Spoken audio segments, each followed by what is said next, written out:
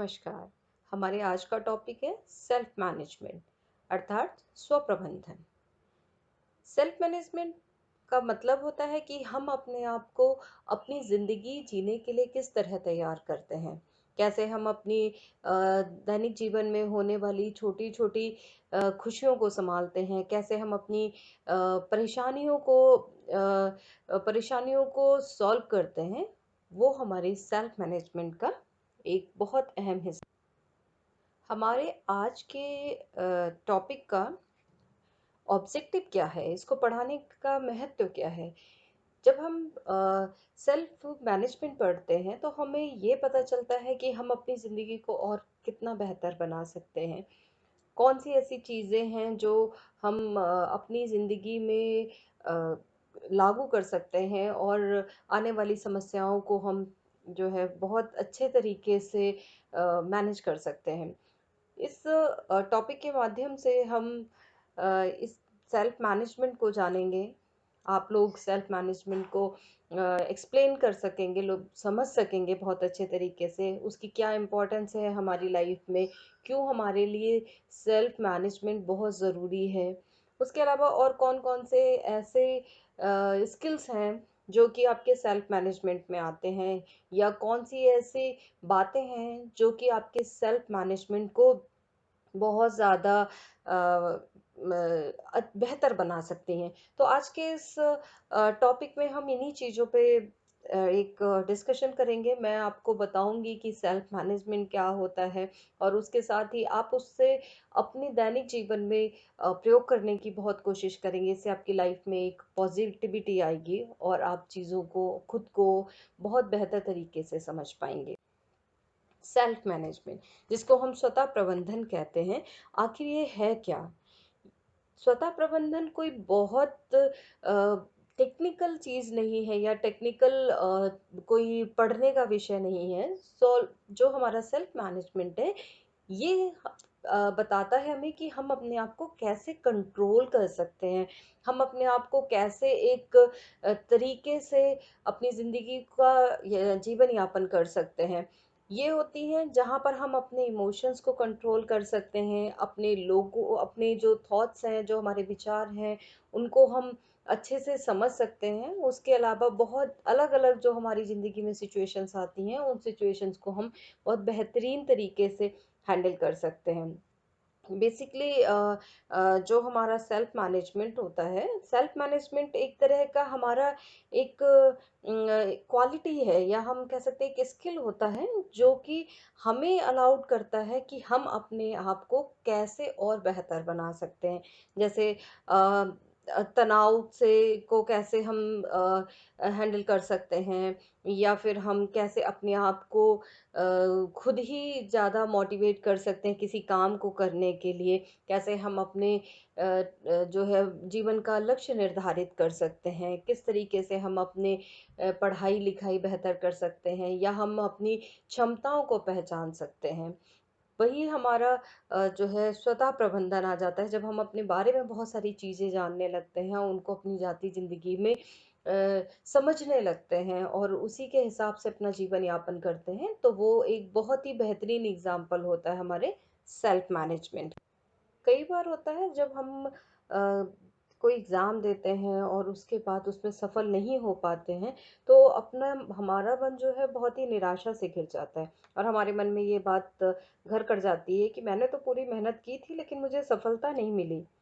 और धीरे-धीरे वो एक जो हमारे अंदर का भाव होता है, जो विचार होता है, वो बदलने लगता है और हम सोचने लगते हैं कि मैं तो हमेशा मेहनत करती हूँ और मुझे कभी सफलता नहीं मिलती और ना ही मुझे कभी मिलेगी। उसके अलावा हम फिर क्या करते हैं, फिर हम बहुत सारे लोगों को ज़िम्मेदार मानने लगते हैं। हम कहते हैं अच्छा शायद टीचर ने नहीं पढ़ाया अच्छा या हमारा पेपर अच्छा नहीं था या जब मैं एग्ज़ाम की तैयारी कर रही थी तो मेरे घर में बहुत सारे गेस्ट आए हुए थे। मेरी मम्मी ने मुझे घर के कामों में लगा दिया था या मेरे फ्रेंड्स ने आके मुझे डिस्टर्ब किया था। तो हम अपनी जो असफलता की ज़िम्मेदारी है वो दूसरों को देने लगते हैं। लेकिन हमारा ध्यान कभी ये नहीं जाता है कि शायद हम में कोई कमी है, कि हो सकता है कि मैं थोड़ी और मेहनत करती तो मेरा रिज़ल्ट पॉज़िटिव आता। मैं बस ये मानने लगती हूँ कि नहीं मैंने तो बहुत मेहनत करी थी और देखो वो तो आधा घंटे भी नहीं पढ़ता है, उसके नंबर बहुत अच्छे आते हैं, और मैं पूरे दिन पढ़ती हूँ और मैंने मेहनत भी करी थी, लेकिन मेरे नंबर उससे कम आए हैं। तो मैं सोचने लगती हूँ, नहीं नहीं, ये जो बच्चा मेरी क्लास में है ना, बस यही अच्छा है, यही सब कुछ कर पाएगा, मैं नहीं कुछ कर पाऊँगी, ठीक है? लेकिन हम ये ध्यान नहीं देते हैं कि अगर वो आधा घंटा पढ़ रहा है और हम 4 घंटे पढ़ रहे हैं, तो हमारी जो हमने अच्छे से, जिसको हम कहते हैं कि हमने अच्छे से तैयारी करी है, वो कितने घंटे हैं? ठीक है? हमने कितना प्रोडक्टिव स्टडी करी है, जो हमारी पढ़ाई का लेवल था वो कितना हार्ड था, कितने ध्यान से हमने उसको पढ़ा है, कितनी बार हम बीच में उठ कर के वॉशरूम जाना है, पानी पीना है, भूख लग रही है, कमर सीधा करना है, यही सारे काम करते रहे और हमने 4 घंटे पढ़ाई करी। जबकि दूसरा जो व्यक्ति है, दूसरा छात्र है आपकी क्लास का, जिसके हमेशा अच्छे नंबर आते हैं, वो जब आकर के बैठा है और बैठने के बाद उसने फटाफट फटाफट आधे घंटे में ध्यान से सुना, ध्यान से बैठ के पढ़ा और पढ़ के बाहर चला गया। ठीक है? तो हमें वो डिफरेंस समझ में नहीं आता। जब हम सेल्फ मैनेजमेंट की बात करते हैं, तो यहाँ पर हम उस क्वालिटी को डेवलप करते हैं, जिससे हम ये जान पाए कि आखिर हमारी कहाँ पर कौन सी कमी रह गई थी। कैसे मैं अपने उन 4 घंटों को बहुत ही बेहतरीन पढ़ाई के लिए इस्तेमाल कर सकती हूँ। ठीक है? क्या ऐसे तरीके हैं जिनको मैं अगर पूरी तरह से फ़ॉलो करूँ, तो मैं अपने दोस्त से, या जो बच्चा मेरी क्लास में बहुत अच्छे नंबर लेकर आता है, उससे ज़्यादा अच्छे नंबर लेकर के आ सकूँ। तो यही चीज़ें हमें ध्यान रखनी होती हैं, और जब सेल्फ कंट्रोल या सेल्फ मैनेजमेंट की हम बात करते हैं, तो हमें ये चीज़ें बेहतर तरीके से समझ में आने लगती हैं। जिस दिन हम ये समझ जाते हैं कि हमारी जो है कौन सी कमियां हैं, कौन सी हमारी स्ट्रेंथ है, क्या चीज़ हमें अच्छा है, क्या चीज़ हमें खराब है, और हम अपना स्वतः अवलोकन जो है बहुत ही फेयर तरीके से, बिल्कुल अच्छे तरीके से कर लेते हैं, तब हम अपने आप को पूरी तरह से प्रबंध कर सकते हैं, या हम अपना सेल्फ मैनेजमेंट जो है बिल्कुल सही तरीके से कर सकते हैं। सेल्फ अवेयरनेस, आत्म जागरूकता, इसका सीधा सा अभिप्राय है कि आपको अपने आसपास के वातावरण और उसमें होने वाली घटनाओं के अलावा सारे दुनिया में होने वाली नई नई घटनाओं को, खोज आदियों के बारे में पूरी जानकारी होनी चाहिए। अगर हमारे पास आत्म जागरूकता की कमी है, तो हम अपनी क्षमताओं को और अपनी खूबियों को नहीं पहचान सकते, जिससे हम, कोई छोटा सा भी काम होता है तो उस काम को करने के लिए बहुत दुखी हो जाते हैं। इसलिए खुद को जानना जो है बहुत ज़रूरी है। हमें अपने आप को पहचानना बहुत ज़रूरी है, जिससे कि हम खुश हो सकें। जैसे एक बहुत सी, जैसे कई बार क्या होता है कि हम ट्रैफिक लाइट में फंस जाते हैं, जब हम कहीं जा रहे होते हैं, कहीं जाम में फंस गए, या कहीं रेड लाइट है वहां पे फंस गए। तो जनरली क्या होता है कि तीन अलग अलग लोग हैं। कुछ लोग ऐसे होते हैं जो बहुत ही इरिटेट होना शुरू हो जाते हैं कि अरे यार, लाइट, ये ट्रैफिक लाइट अभी होनी थी, मैं निकल जाता, और ये है वो है, वो भीड़ को देख के गुस्सा करने लगते हैं। लेकिन कुछ लोग ऐसे होते हैं जो कहते हैं अच्छा लाइट है, कोई बात नहीं है, 60 सेकंड बाद, 40 सेकंड बाद, या 20 सेकंड बाद जो है वो खुल जाएगी। तो उसमें क्या होता है कि जो बाकी लोग हैं, जिनको उस लाइट के बंद होने से दिक्कत हो गई है, जो भीड़ से परेशान है, वो कई बार जो है अब्यूजिंग शुरू कर देते हैं, रास्ते में लड़ाइयाँ शुरू कर देते हैं, गुस्सा होते रहते हैं, अपने आप को परेशान करना शुरू कर देते हैं। जबकि जो जिसको पता है, जो अवेयर है इस बात से कि भाई ट्रैफिक लाइट तो अगर बंद होनी है, तो हमें तो रेड लाइट पे खड़े ही होना है, और कुछ सेकंड के बाद ही अपने आप खुल जाएगी और ट्रैफिक चालू हो जाएगा। और परेशान ना होके उस स्थिति को एंजॉय करने लगता है। वो वहाँ गाने सुनने शुरू कर देते हैं, या कूल होकर के अपना बैठा रहता है, कोई किसी से लड़ना नहीं, झगड़ना नहीं।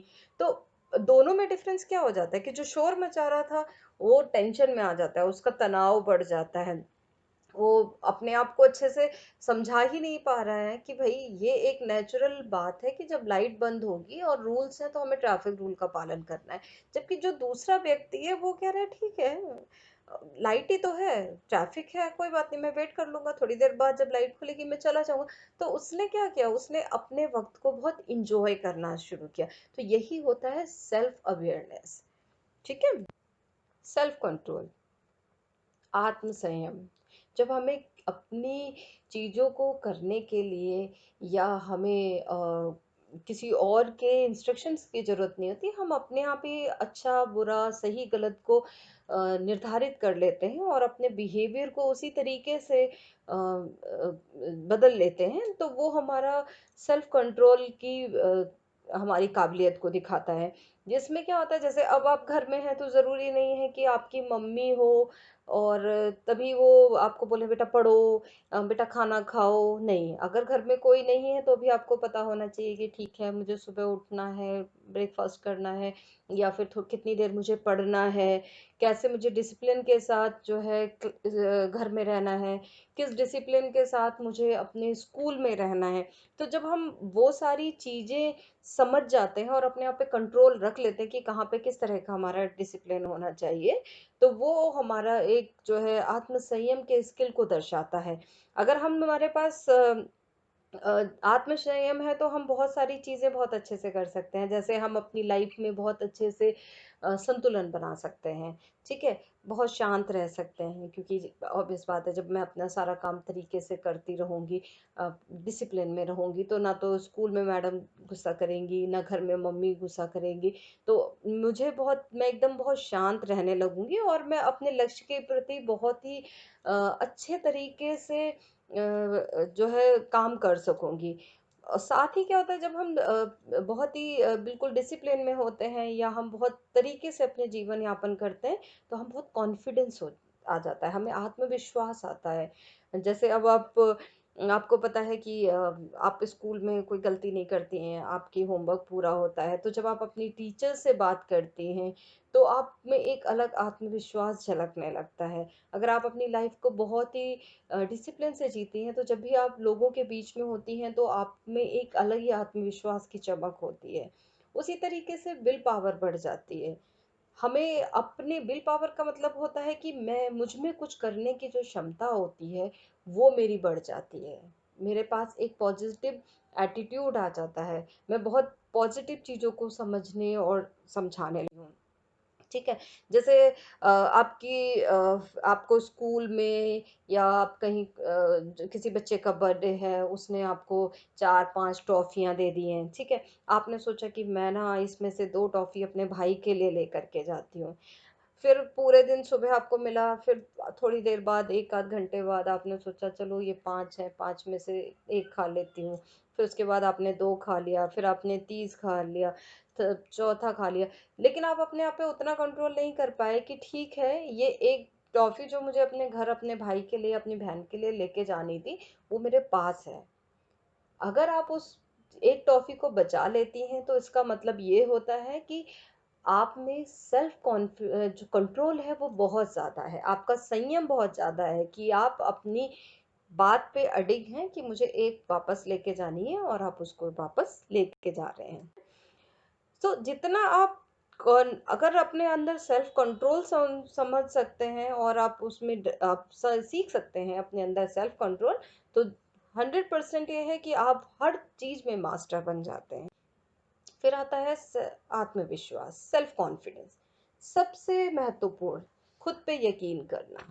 अगर आप खुद पे यकीन करते हैं तो 100% आप जो है सक्सेस होते हैं। आप कोई भी रिस्क लेने से आपको डर नहीं लगता। आपको पता है कि अच्छा, मैं इस प्रतियोगिता में भाग क्योंकि मैं दौड़ सकती हूँ, तो मैं 100% जो है आत्मविश्वास के साथ खड़ी हूँ कि मैं मेडल लेकर आऊँगी स्कूल के लिए, ठीक है? तो अगर हम जो है कुछ ऐसी चीज़ें हैं जो हमें बताती हैं कि हम पूरी तरह से कॉन्फिडेंट हैं या नहीं हैं, जैसे हर बात पे सॉरी सॉरी करना और जो है हर चीज़ को अपने भविष्य पे छोड़ देना, अपने किस्मत पे छोड़ देना, पूरे दिन अपने आप को कमरे में बंद करके रखना और फ़ोन को बार-बार चेक करना, जो चीज़ नहीं है उसके बारे में बहुत ज़्यादा सोचना, लोगों की किसी भी बात पे भरोसा कर लेना और अपने आप को कम आँकना, हमारे सेल्फ कॉन्फिडेंस के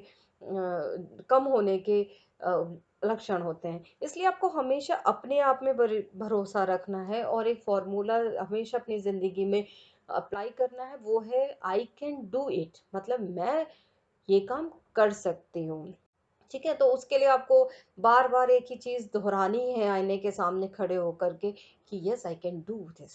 मैं कर सकती हूँ, मैं ये काम कर सकता हूँ, मैं ये काम कर सकता हूँ। ठीक है? तो आप में एक आत्मविश्वास की बढ़ोतरी हो जाती है। फिर है प्रॉब्लम सॉल्विंग। हमारी लाइफ डेली जो है किसी न किसी प्रॉब्लम से उलझती है। घर की छोटी परेशानियां हैं या बड़ी परेशानियां हैं, बट हमारे पास कोई ना कोई परेशानी होती रहती है। कभी स्कूल में दोस्त से लड़ाई हो गई, कभी घर में मम्मा ने गुस्सा कर दिया, तो वो भी हमारे लिए एक प्रॉब्लम जो है क्रिएट हो जाती है। इसलिए हमें अपनी समस्याओं को कैसे सुधारना है। नंबर कम आ रहे हैं मैथ्स में, क्यों आ रहे हैं, सबसे पहले ढूंढना कि क्यों आ रहे हैं, दिक्कत क्या है। ठीक है, उसके बाद ये देखना अच्छा मुझे मैथ्स में ये टर्म समझ में नहीं आ रही, फॉर्मूला समझ में नहीं आ रहा है।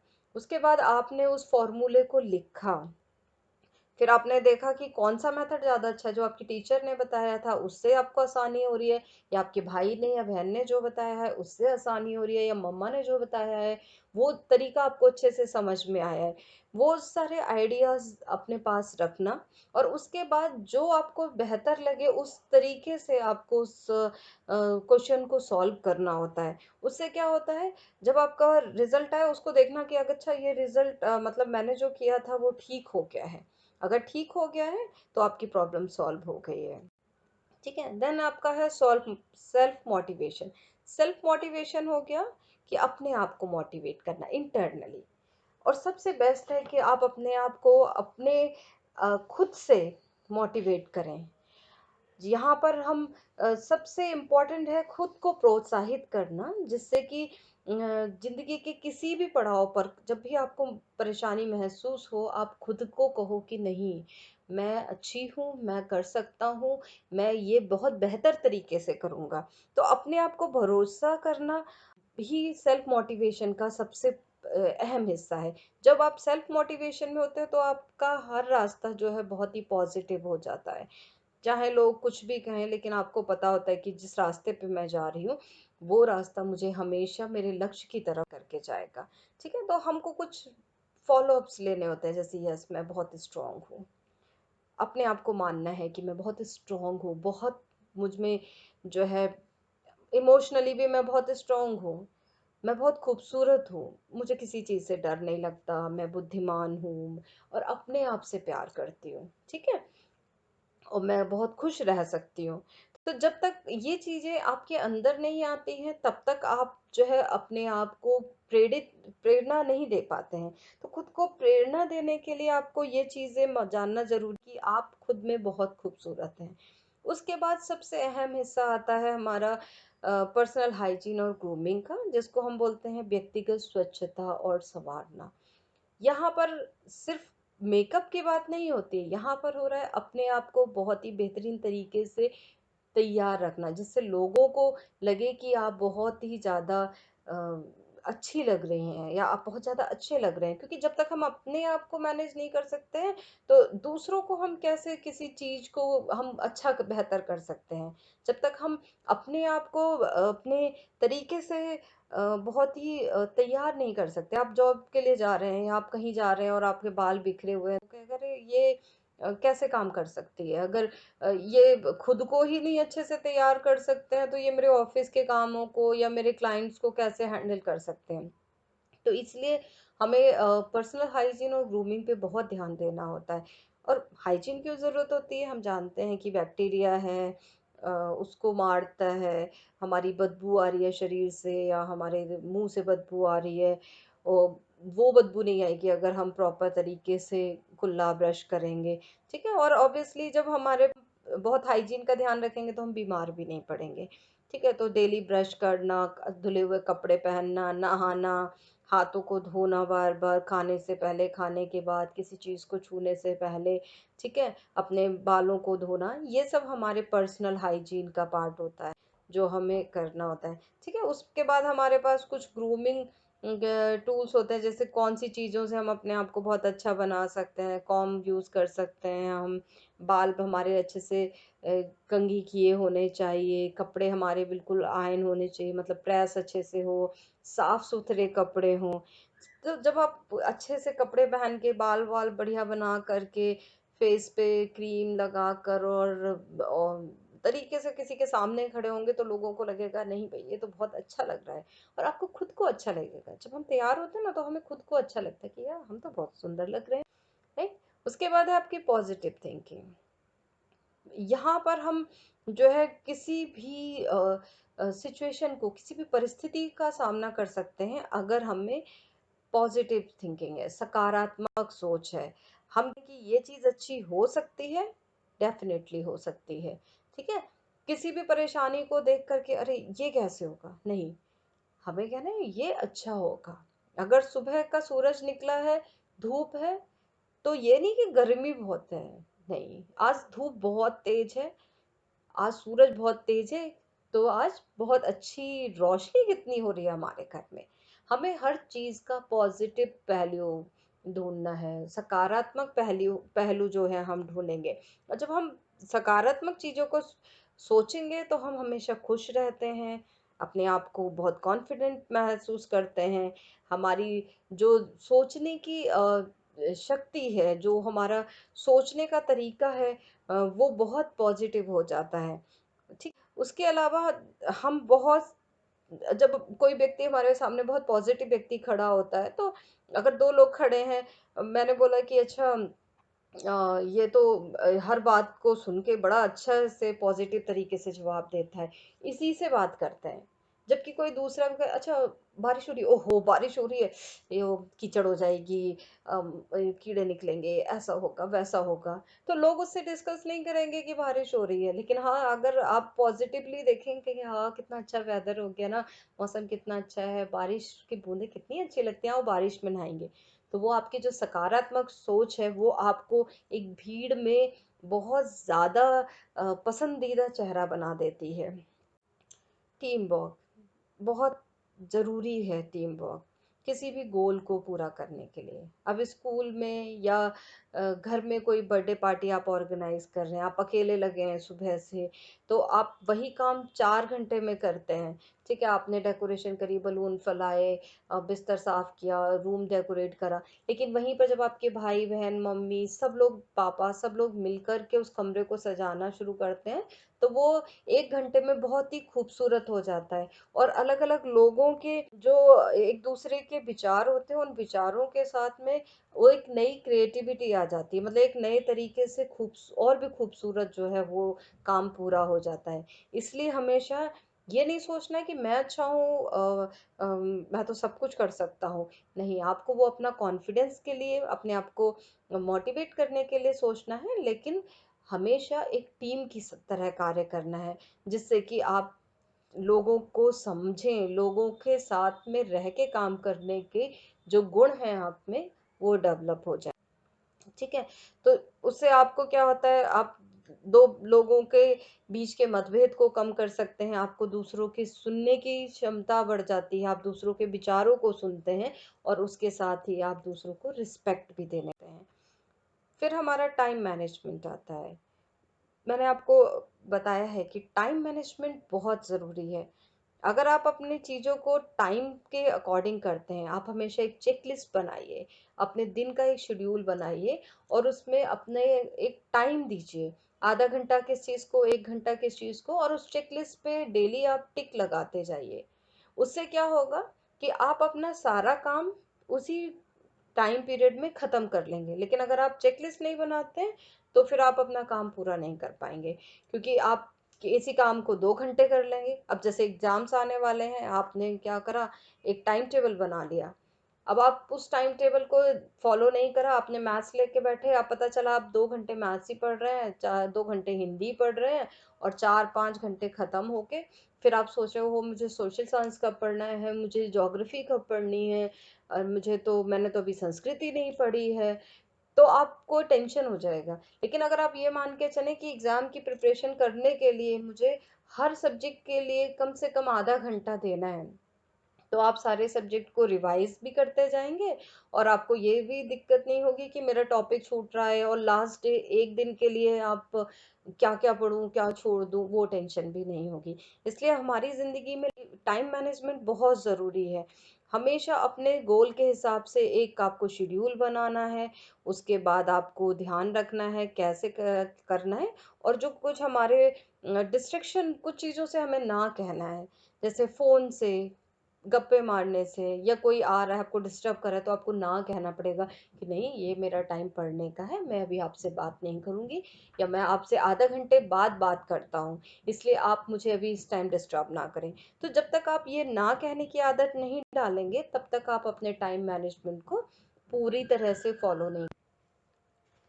गोल सेटिंग सबसे अहम हिस्सा हमारी सेल्फ मैनेजमेंट का, अपने लक्ष्य को निर्धारित करना। जब हम अपने लक्ष्य को निर्धारित कर लेते हैं कि हमें क्या करना है, उसके लिए सबसे अहम पार्ट है कि हम ये भी दिन निर्धारित करें कि कितने वक्त में हमें वो काम करना है। एक हम अपनी टाइम लिमिट दे देते हैं। अब जैसे आपका है कि भाई मुझे जो है मेडल जीतना है, रेस में मेडल जीतना है, तो कब तक जीतना है? बहुत लंबी प्लानिंग आप नहीं करेंगे कि 2 साल 4 साल बाद, नहीं। आपको निर्धारित करना है कि मुझे आने वाले 2 महीने में जो खेल प्रतियोगिता है, उस खेल प्रतियोगिता में मेडल जीतना है, ये आपका लक्ष्य है। तो जब आपको 2 महीने का टाइम आप लेके चलते हैं कि मेरा लक्ष्य जो है 2 महीने का है, जा करके आप उस पे काम करना शुरू करते हैं, और आप अब कोशिश करते हैं कि 2 महीने बाद जो मेरी रेस हो उसमें मैं जीतूंगी। और जब इस पूरे मोटिवेशन के साथ आप अपनी प्रैक्टिस करते हैं, तो आप जो है वो मेडल 100% जीत के ही लेकर आते हैं। अगर आप उस काम को नहीं करते हैं, अगर आपने टाइम लिमिट नहीं दी अपने आप को, एक टाइम निर्धारण नहीं किया, तो फिर आप उस जगह तक पहुंचने में सक्षम नहीं होते हैं। तो इसके लिए हमें ध्यान रखना पड़ता है कि मेरा गोल क्या है, मैं क्या करूं, अपने गोल को पूरा करने के लिए, लक्ष्य को पूरा करने के लिए मैं क्या करूं, ठीक है। उसके अलावा हमें ये भी देखना पड़ता है कि मेरे लक्ष्य को प्राप्त करने में कैसे कौन लोग मेरी मदद कर सकते हैं। जैसे अगर आप दौड़ना चाह रहे हैं, तो किसकी आप अपनी मदद ले सकते हैं? आपकी टीचर, आपके घर में कोई फैमिली मेंबर है जो आपको मदद कर सके आपके लक्ष्य तक पहुंचने के लिए। वो भी आपको सही लोगों को ढूँढना पड़ता है जिससे आपको सही गाइडेंस मिले। कई बार गाइडेंस आपको मोटिवेट करने की होती है कि आपको उससे प्रेरणा दी जाती है, कई बार आपको टेक्निकली कहीं हेल्प की ज़रूरत है तो वो भी आपको सहायता दी जाती है। तो जब हम गोल सेटिंग कर लेते हैं, तो हम उस तरफ बढ़ जाते हैं जो चीज़ हमें दिखती नहीं है। उसकी तरफ पहुँचने का हमने एक रास्ता लिया है अपनी गोल सेटिंग के लिए। तो हमेशा एक बॉस की तरह हम काम करते हैं अपने लक्ष्य निर्धारण के लिए। जैसे कि मुझे क्या चाहिए, ठीक है, और किस चीज़ में मुझे ज़्यादा अच्छा लगेगा, किस तरीके से मैं अपना काम करूं, और धीरे धीरे करना है। अगर मैंने दौड़ का लक्ष्य रखा है कि मुझे जो है 2 महीने बाद मेडल लेना है, गोल्ड मेडल लेकर आना है, तो ये नहीं कि पहले दिन ही मैं 5 किलोमीटर 10 किलोमीटर की दौड़ लगाना शुरू कर दूं, नहीं। मैं पहले शुरुआत करूंगी, थोड़ी एक्सरसाइज करूंगी, एक देखूंगी कि मैं मैक्सिमम कितना भाग सकती हूँ। हो सकता है पहले दिन मेरा 20 मिनट की ही रनिंग हो सकता है 10 मिनट की ही रनिंग हो। फिर धीरे धीरे करके दूसरे दिन मैंने 10 से 12 किया, 12 से 15 किया, 15 से 20 किया, 20 से 25 मिनट किया, और धीरे धीरे करते करते मैं एक ऐसे स्टेज पे आ गई जहाँ 10 दिन के बाद मैं एक ही बार में 5 किलोमीटर या 2 किलोमीटर जो है दौड़ने लग गई। ठीक है। तो हमें अपने उसको बहुत ध्यान रखना है कि हमारा जो लक्ष्य है वो मेरे टाइम फ्रेम के अकॉर्डिंग कितना पूरा होता है। उसके बीच में मुझे अपनी डाइट भी ध्यान रखनी है, मुझे अपना खाना पीना, रेस्ट, इन सारी चीज़ों पर भी फोकस करना है। क्योंकि अगर जब तक आप हेल्दी नहीं होते हैं, तब तक आपका मन और शरीर दोनों ही बहुत बेहतर तरीके से काम नहीं करते। इसलिए हमारे मन का, हमारे शरीर का बेहतर और स्वस्थ होना बहुत ज़रूरी है जब हम अपने लक्ष्य को प्राप्त करना चाहते हैं। तो हम अपना जो सेल्फ मैनेजमेंट है उसको कैसे बेहतर कर सकते हैं, ठीक है। तो सबसे पहले हमें खुद का आकलन करना है। मेरी अच्छाइयाँ क्या हैं, मेरी गलतियाँ क्या हैं, मैं किस चीज़ पे मुझे बहुत ज़्यादा काम करना है, कौन सी ऐसी मेरी अच्छी बातें हैं जिनको मुझे और बढ़ावा देना है, या मुझे कैसे अपने, मैं पढ़ने में तो अच्छी हूँ, ठीक है, लेकिन क्या दिक्कत है, मतलब बहुत अच्छे-अच्छे नंबर लेकर आती हूँ, लेकिन मैं जो है बाहर की दुनिया के बारे में इतना नहीं जानती, तो मुझे अपनी जीके बढ़ानी है। क्योंकि हमारे पास हमेशा कुछ ना कुछ ऐसा होता है जो हमें ज़रूरी होता है कि हम उसके बारे में जानें, ठीक है? उसके बाद हमारी रिस्पॉन्सिबिलिटीज़ क्या हैं? मुझे डिसिप्लिन में रहना है, मुझे घर के प्रति कुछ ज़िम्मेदारियाँ हैं, मेरी कुछ स्कूल के प्रति ज़िम्मेदारियाँ हैं, कुछ मेरी खुद के प्रति ज़िम्मेदारियाँ हैं। उन ज़िम्मेदारियों को समझना है, अच्छे तरीके से रहना है समाज में, ठीक है? फिर एक प्रॉपर ऑर्गेनाइज़ेशन के तरह जो है एक हर चीज़ को बहुत ही सिस्टम की तरह काम करना है। एक-एक स्टेप बाय स्टेप चीज़ों को समझना और करना है। और बहुत ज़रूरी है कि जो भी हमने अपने लिए टाइमलाइन फाइनल की हुई है, वो टाइमलाइन हम ज़रूर पूरी करें। हमें ये ध्यान रखना है कि अच्छा 2 महीने बोला है, तो 2 महीने के अंदर ही मुझे ये काम करना है और एक काम को सिर्फ़ एक बार करें। ये नहीं कि आपने 10 अलग-अलग टास्क बना लिए कि नहीं मुझे तो आज जो है ये वाला काम भी करना है, मुझे तो जो है पढ़ाई में आज ये भी पढ़ना है, ये भी पढ़ना है, ये भी पढ़ना है। जब आप 4 चीज़ें इकट्ठी करते हैं तो आपका पूरा ध्यान नहीं जाता है। आपको पहले अपना एक लक्ष्य निर्धारण करना है। हो सकता है आपके कई लक्ष्य हों, लेकिन सबसे पहले क्या है? अब जैसे एग्ज़ाम आ रहा है, कल आपका एग्ज़ाम मैथ्स का है या इंग्लिश का एग्ज़ाम है, तो आपको निर्धारित करना है आज अगर आप पढ़ाई शुरू कर रहे हैं, तो आपको ठीक है 15-20 मिनट, आधा घंटा आप जो है दूसरे सब्जेक्ट को देंगे, लेकिन सबसे ज़्यादा टाइम आप जो है इंग्लिश के पेपर को देंगे क्योंकि ये 2 दिन बाद आपका या अगले दिन आपका इंग्लिश का पेपर है। तो इसलिए आपको एक टास्क एक समय में एक ही काम करना है। ये नहीं कि आप टीवी भी देख रहे हैं, आप पढ़ाई भी कर रहे हैं, नहीं। अगर आप इस तरीके से करेंगे तो आप जो है कहीं न कहीं कुछ गलतियाँ ज़्यादा करने लगेंगे। उसके अलावा अपनी सेहत का बहुत ध्यान रखना है, जो कि आपके मन और तन दोनों ही स्वस्थ होना चाहिए और हमेशा आप आपने कितनी प्रोग्रेस करी है, उसका आकलन भी ज़रूरी है। आपने नंबर अच्छे लेकर आए हैं, इस बार भी आपके 95 हैं, पिछली बार भी 95 थे। अच्छा 95 थे, दोनों हैं, लेकिन बढ़े क्यों नहीं? अगर इस बार ज़्यादा नंबर आए हैं, पिछली बार 95 थे, इस बार ही 70 जो है 97% है, तो आप 100 तक लाने के लिए क्या कर सकते थे? कहाँ पर आपकी चूक हो गई है? अगर बेहतर है, तो भी उसमें आकलन करना है कि आपकी प्रोग्रेस कितनी हुई है और कितनी हो सकती थी। अब जब आप इन चीज़ों का ध्यान रखेंगे तो आपको डेफ़िनेटली जो है आपका जो सेल्फ मैनेजमेंट है, वो बहुत ही बेहतर हो जाएगा। इसलिए आपको कुछ ये क्वेश्चंस ध्यान में रखने हैं जिससे आपको ये पता चले कि आप बहुत अच्छे सेल्फ मैनेजर हैं या नहीं हैं। आपकी हाइजीन की कौन-कौन से स्किल्स हैं, या आपकी चेकलिस्ट बनी होनी चाहिए। डेली के हिसाब से आपको ध्यान रखना है कि मैं मेरे हाइजीन और ग्रूमिंग पाथ कितना किस हद तक बेहतर है। Okay, thank you so much. Have a nice day.